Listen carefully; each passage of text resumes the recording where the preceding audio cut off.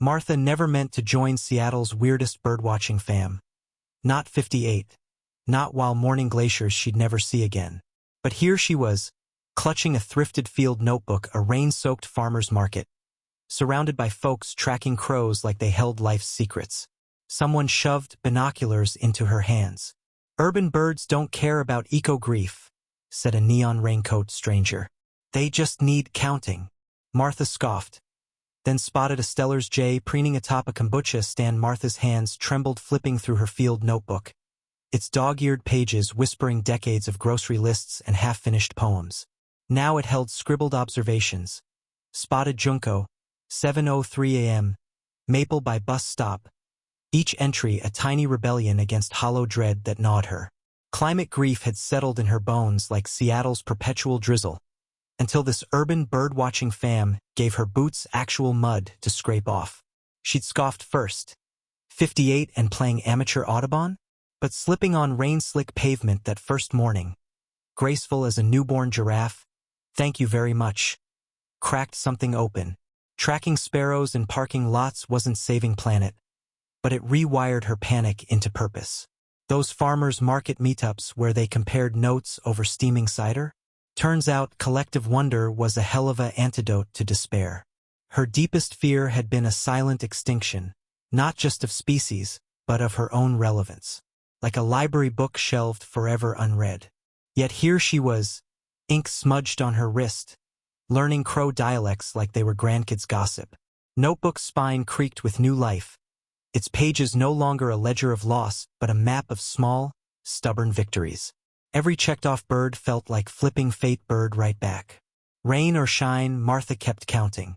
Martha's first notebook entry read pigeon. Gray. Boring.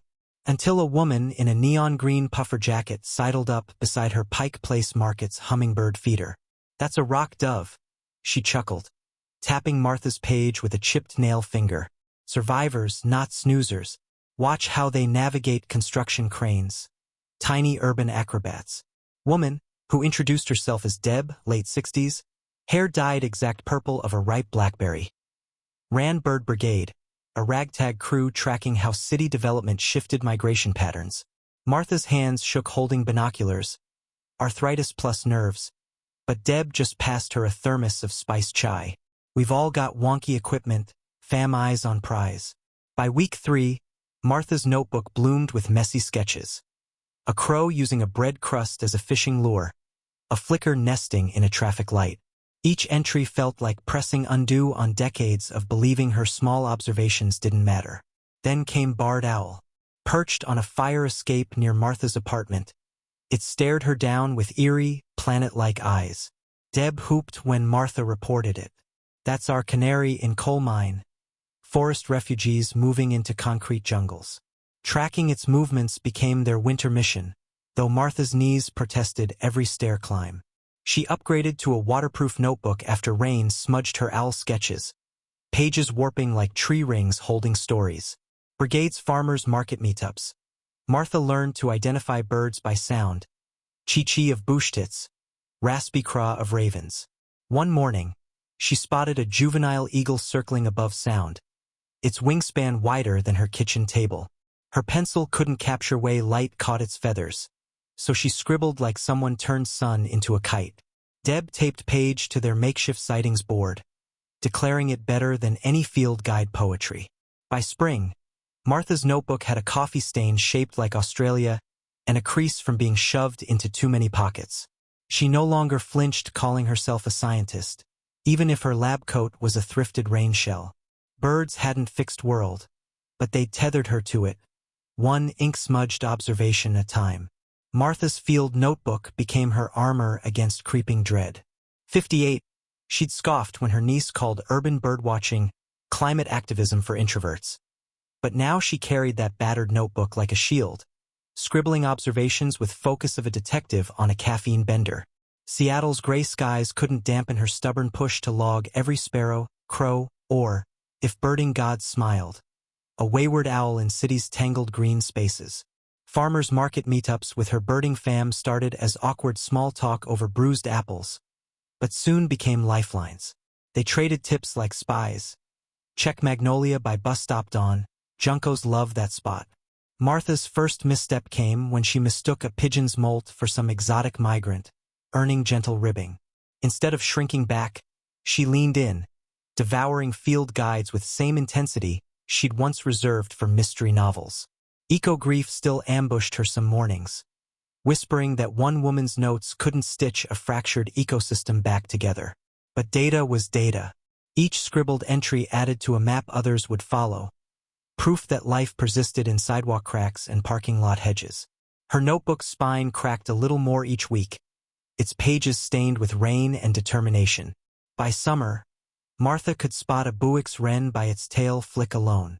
She'd learned rhythm of urban wildlife, how crows held funerals, how hummingbirds dueled over feeders like tiny, iridescent knights. It wasn't saving planet, but it was bearing witness. And some days, when light caught a Stellar's J just right, it felt like enough.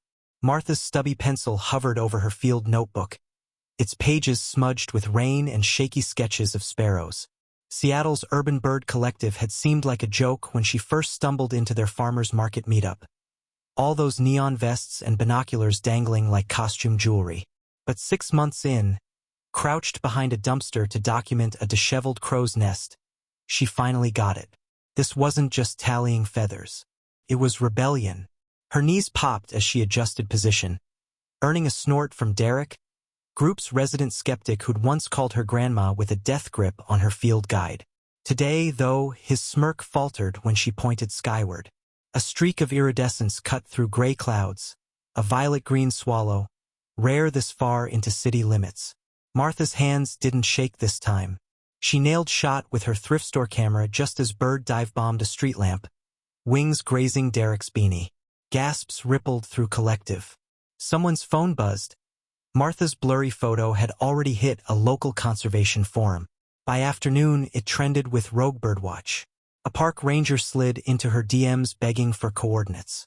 Derek, now wide-eyed, muttered, "Okay, maybe you've got juice." Laughter bubbled up as she scribbled sighting in her notebook. Its spine cracked from being stuffed into too many pockets. This battered thing held more than data.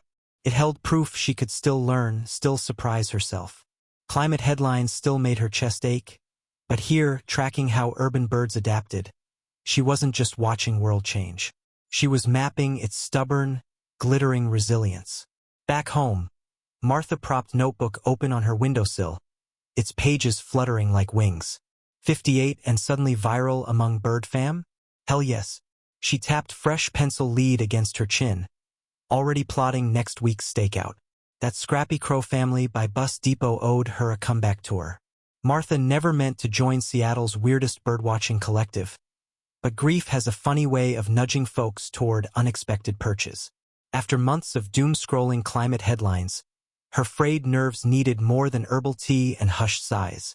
So she grabbed a battered field notebook, left over from grandkids' art projects, and followed a rumor of urban hawks nesting near Pike Place. Turns out, tracking scrappy crows with names like Mayor McCheese cracked her heart open wider than spring buds. Week by week, scribbled notes became lifelines. A flicker's red streak under gray skies, Junkos thriving in parking lot hedges. Her notebook swelled with ink-smudged wonder, each page proof that life persisted, stubborn as dandelions in sidewalk cracks. Soon, Martha's solo hunts turned into farmers' market meetups where silver-haired newbies clutched borrowed binoculars, whispering as if birds might judge their inexperience. She guided them past intimidation with a conspirator's grin. Fam. Even pigeons have drama worth watching. Together, they logged shifts in migration patterns, their data fueling citywide conservation efforts. By summer, her collective's chalkboard tally community center boasted 37 species spotted, and counting. But real victory flickered in members' faces. Spines straighter, laughter looser. Climate dread hadn't vanished, but it now shared space with purpose, a flock of hands on hope. That tattered notebook? Its archived library now, beside a display on citizen science. Martha's scrawl in margins reads, "Start where you're rooted. Watch closely. Keep going. CTA. Lace those sneakers, your neighborhood's wilder than you think. Eyes up,